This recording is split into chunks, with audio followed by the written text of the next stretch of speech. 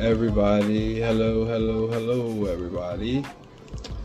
Good evening. This is another episode of It's a Butch Queen World, Sex, Love, and Tea. I'm doing right now actually one audio Spotify and one video YouTube because I haven't did a YouTube video in a little minute. So therefore, I'm here today giving you guys a special edition because I'm doing both of them at the same time. So this should be pretty awesome. Now today's episode is worst downfalls and biggest regrets. Yeah. What are your worst downfalls and your biggest regrets? So,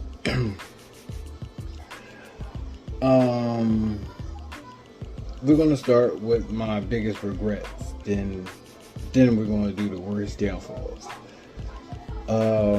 Because a lot of my regrets, if I have any, a lot of my regrets define who I am today, the people that I met, throughout my life, and little things like that. So, my biggest regrets. One of my biggest regrets is getting two of my exes' names tatted on me. And one of my exes, I got them twice, which is my neck and right here on my shoulder. And my other ex, I got right here, and it's a star on my chest right here, and I got his name right here. And those are three of my biggest regrets because once you get tatted, that's it. Like, even if I got anything over it, people know what is behind that cover up, So, yeah. But yeah, those are three of my biggest regrets. And they're regrets because at the time they meant something, but now it's just taking up space to me. Like, I learned my lesson. I know, it's crazy because it's like every time I got a tattoo of my ex, it was because I was trying to prove to them that I really love them or something like that. Like, one of my tattoos I got of my last ex, we wasn't even together. I did something dumb. No, he cheated on me, actually. And I was just being dumbfounded. I wanted him back, and one day I just got his name tatted on me and then put it on Facebook, and then his friends and people started telling him, and that's how he found out or whatever, because we wasn't even talking or anything like that. I got it because that's what I wanted to do. That's who I was so-called quote-unquote in love with at the time. I'm not gonna lie, he was my first real love. With dating males, yes, he was my first real love. But yeah, those three regrets are actually really regrets. Because now that I'm older, wiser, more mature, and all of that, I'm just like, that was just a waste of space. Somebody that, I'm not gonna say that they don't still mean anything to me. Like, I genuinely got love for them, They cool friends now, like associates. Not even friends, we cool. Like, it is what it is. Like, and one of my exes, the one that I got his name twice, he actually got my name wrong from one arm to the other arm on his chest. So yeah, we was really kids at the time, because I'm pretty sure he's regretting it too. So yeah, And like we cool, it ain't no bad blood or anything like that. But yeah, it is what it is. Um, Another one of my biggest regrets are letting someone hurt me. Letting someone hurt me made me hurt me. And the reason why I'm saying it like that is because I told myself for years that my addiction started when my jaw got broke in 2010 when I was 18. And that's not the case. I finally went back a couple months ago and thought about it, and my ex that I got him on these fights, he cheated on me and left me and did me dirty for this other guy. And during that time, I fell into depression. I thought I wasn't handsome enough. I thought I wasn't enough, period. And at the time, that's when Percocets really started getting big. Every time I had one, it's like it helped me out of that mode. Like, I felt like the best thing in the world at the time when I took them. And as the weeks, the months, and the years went on, my tolerance got higher and higher. So I started taking more and more and more, and it was breaking my pockets. I spent thousands throughout those couple of years in my addiction. I spent thousands. And that's one of my biggest regrets, because that messed up my whole life, because that addiction put me on a whole different path that I never even seen coming. And not all of that path is bad, because had I not went down that path of addiction, I wouldn't have met a lot of people that I met. And it's some awesome recovering addicts that's out here, some awesome ones. And I'm in a program now that is owned by black people, and most of them are recovering addicts, like 30 years plus, 20 years plus, stuff like that. So I think it's beautiful, and yeah, I really like it. But yeah, that's one of my biggest regrets, is letting somebody hurt me, made me hurt me. And that's one of my biggest regrets, because that messed up my whole life. That took me down a spiral, the biggest depression I ever fought in my life. And I had some depressed times, but that time was the one that took me down, made me start an addiction and everything, just made me start drugs. Like, it just was like, damn. But yeah, that is my biggest regret. If anything, that's my biggest regret.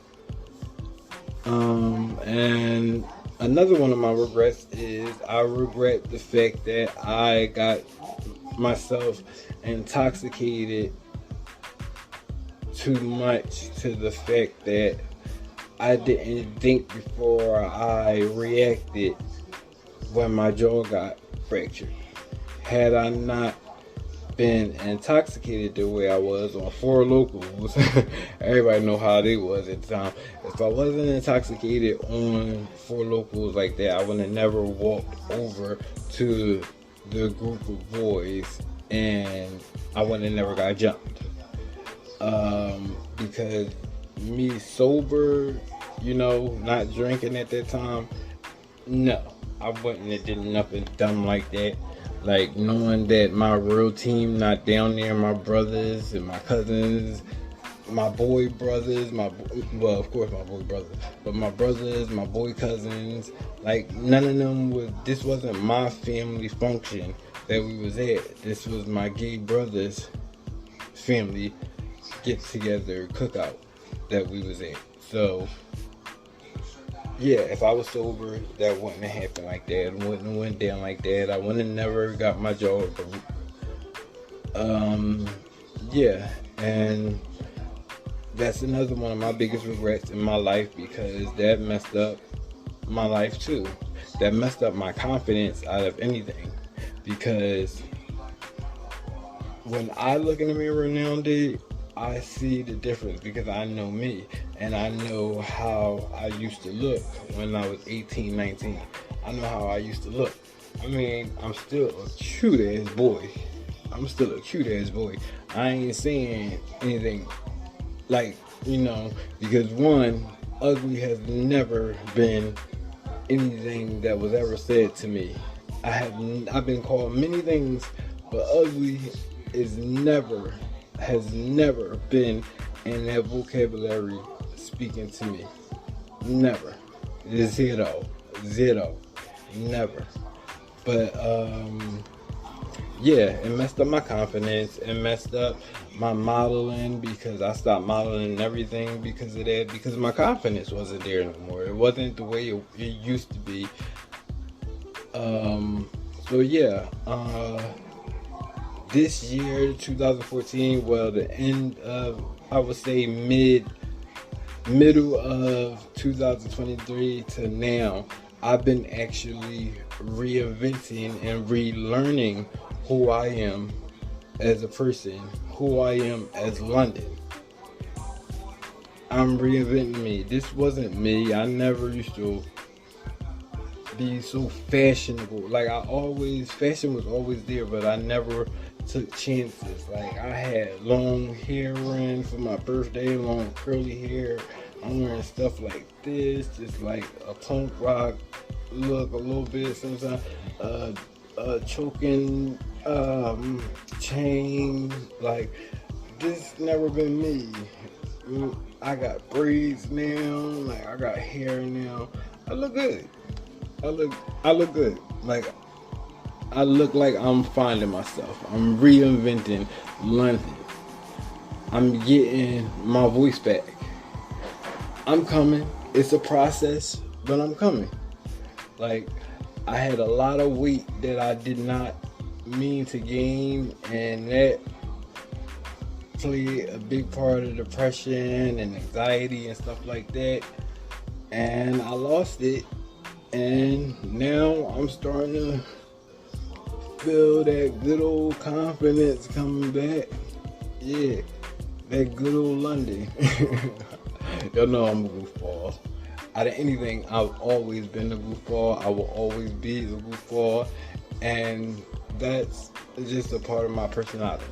A lot of people think I'm stuck up. A lot of people think that I'm evil, but all those people are people that don't know who I am. They don't know me, so that's why, because they don't know me. So yeah, those are some of my biggest regrets in my life. Now we're going to talk about my worst downfalls, like my rock bottom downfalls. Let's see. One of my worst downfalls was me letting my addiction get in the way of my first actual apartment that was mine, my 1-bedroom apartment. It was in West Philadelphia on the main street, Chestnut Street. And that was one of my biggest, worst downfalls, was losing that, because that was in like the prime of my addiction. So that's when I knew that I had started noticing that I really had a problem, because I stopped paying rent and my bills and stuff like that. And mind you, this 1-bedroom apartment was only $400 a month. $400 a month, bro. That's how you know that I was dealing with some demons. How did I let a $400 apartment go? And at the time, I was getting SSI. That should have been taking care of that, but nope. It was going to my first addiction, which was shopping, clothes shopping, always. That was my biggest first addiction, you know, and my perks. It all went to that. Like, oh my goodness, like, how did I let that control my life so much? And that's how you know it's really a sickness, it's really an illness, because us as human beings watching all this transpiring and with our own eyes, but we not really paying it no mind because we don't want to be sick now, because now your body is up to that point, like, you take them so much that your body is used to them. So if you miss one day or something like that, you'll start withdrawing, you'll get sick. And that was most of the reason that I stayed still doing perks, because I never grew up around any types of real bad addicts or anything like that. I never knew about heroin and all of that. Like, so I thought for me to get off perks, I had to go do withdrawal. I didn't know that it was programs out here with medicine to help you off, or rehab. I didn't know nothing about none of it.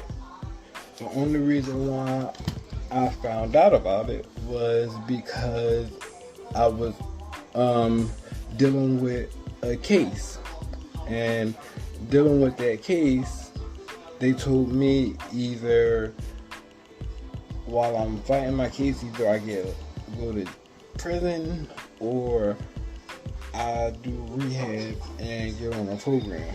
And that's when I found out about methadone. And since then, I've been clean. 6 years now. Yes. Congratulations to me. 6 years now. I've been clean, but yeah, that was one of my worst downfalls, was allowing that illness, that sickness to control my life that bad, to where I lost a $400 one bedroom apartment. Only $400 a month, man. $400 a month. And it was a good time around that time. Like, one time I filed my taxes and they never came or whatever, so I thought I wasn't going to get them or whatever.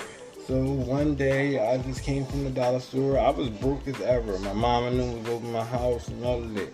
And I came in the house and I was like, oh my God, I want one of those phone cases down there at the dollar store. Let me see, look on one of my cards and see if I got like $2 or something like that. So 2 minutes later, my mom just see me throw my phone, because it was just $4,000 just sitting there for a couple of days at this point. It was just sitting there, and this is months after I filed my taxes, so I didn't even think that I was getting any taxes. But yeah, this was months later. So it was an awesome year, and that plays a big part into why I spiraled out of control, because I was getting money like that. And at this time, I was young and dumb, because that was another that falls into my next worst downfall, and that was crafting. Like, I was working with this girl. She was very intelligent in her head. Like, she would think of older people and wound up thinking of security numbers, the match their names and stuff. Like, she was just devious. But my dumbass was letting her order the credit cards and stuff, and would let them order them to my address, my same address, over and over again. And it wasn't just credit cards, it was bazillion bundles, like 20 packs of those Hollister underwear, jeans, like 7 pairs of Uggs, like 6 T-Mobile phones. Like, it was just a lot.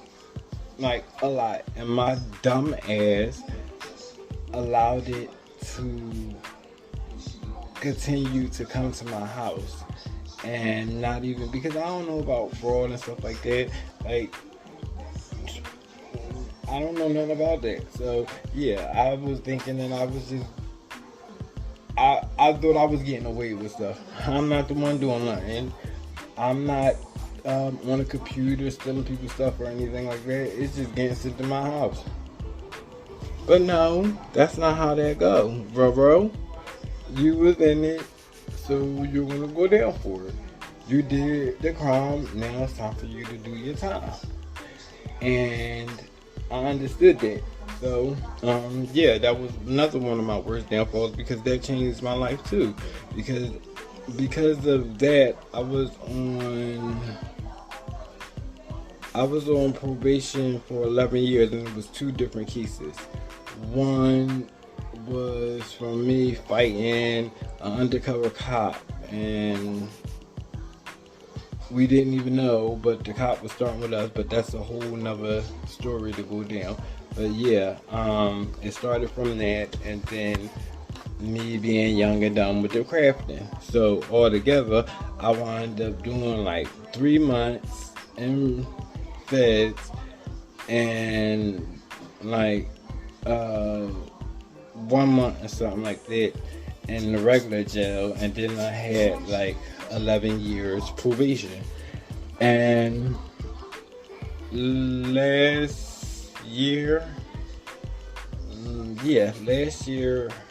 sometime last year, I think the beginning of last year or the end of 2022, I had finally got released off of probation.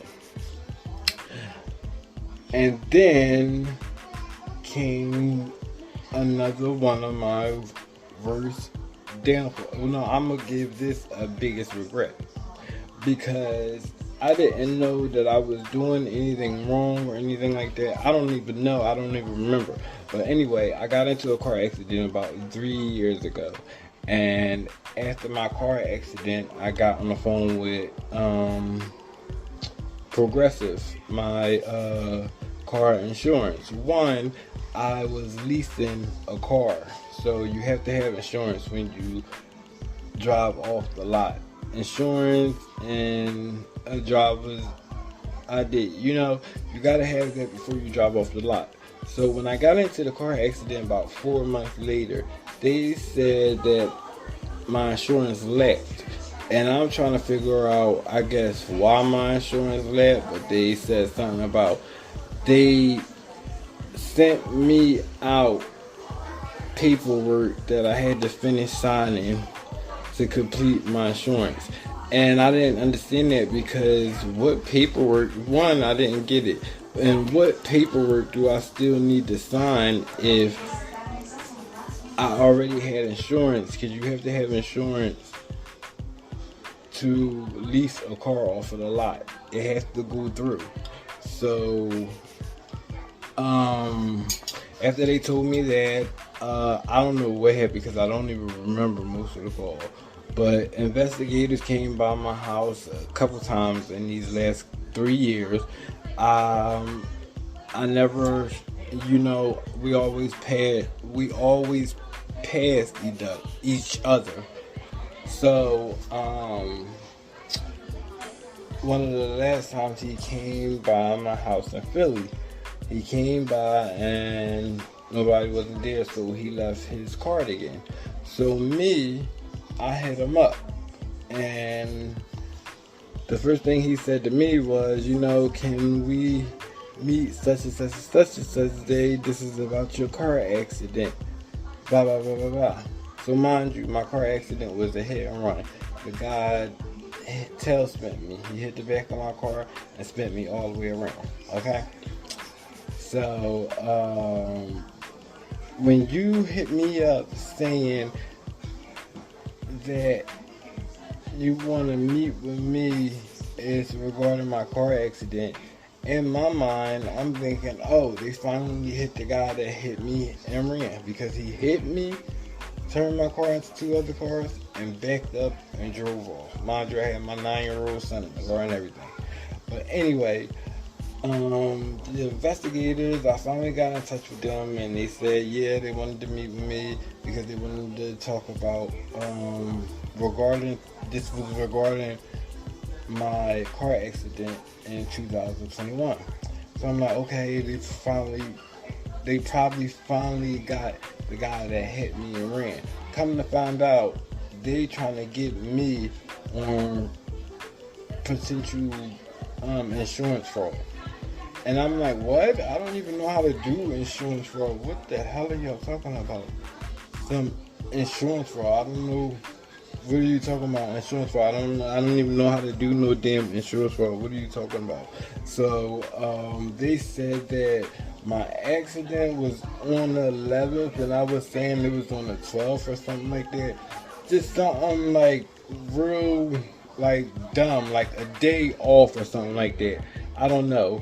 But yeah, they were saying that, and it just was a big regret, because had I not called them right after the accident, this wouldn't be happening. Because I just had an accident, and my son was out there hysterical. I just banged my head all up. Like, I didn't know what was going on. I don't even remember the phone call. Like, I really don't remember everything that was talked about on that phone call. I don't even understand half of the things that they was talking about that was said in there. And I'm like, what? And I'm like, dang. Like, can I get a break? I told myself that I was never going to see prison again. And I mean that. I'm not out here running the streets, robbing people, killing people, fighting people, just doing dumb stuff. That's not the life that I'm living. Like, I'm doing my podcast, I'm in my program, I work every day, 24/7. I'm working, and I'm trying to get my cleaning business flowing back up. Got my podcast going, like, got a roof over the top of my head, living in the suburbs in Pennsauken, Jersey now. Like, I got a lot of good things going on for myself, and the devil is not going to win. I regret, that's one of my biggest regrets, is not standing up for myself and then telling the devil, you're not going to win. You're not going to win, buddy. Get over it. I'm here to stay, baby. But yeah, so that was another episode of It's the Butch Queen World, Love, Sex, and Tea. Today was an episode of worst downfalls and biggest regrets of mine. You make sure you guys like, comment, and subscribe to my YouTube channel and my Spotify. I think I'm on iHeartRadio too. Like, it's a couple different things, and I'll wind up start telling you guys where you can find me at besides YouTube and Spotify. So just make sure you keep your eye out for me. Next Sunday I will have a few announcements to make. I will be mentioning the next up and coming episodes and who's gonna be featured on there. Yes, I'm about to start getting my features together for this season and start giving you guys people that you would like to hear from or to see, because I'm back and I'm not going nowhere. I just had to take care of a lot of personal life problems, so I couldn't really get down and dirty to the grizzly nizzly with this season, but I'm getting there, you guys. So yeah, next week get ready for the announcement from the up and coming featured people that's going to be on this season, and get ready for next week's first cash giveaway for our winner. So yeah, like, comment, subscribe. Don't forget to go listen to It's a Butch Queen World, Love, Sex, and Tea.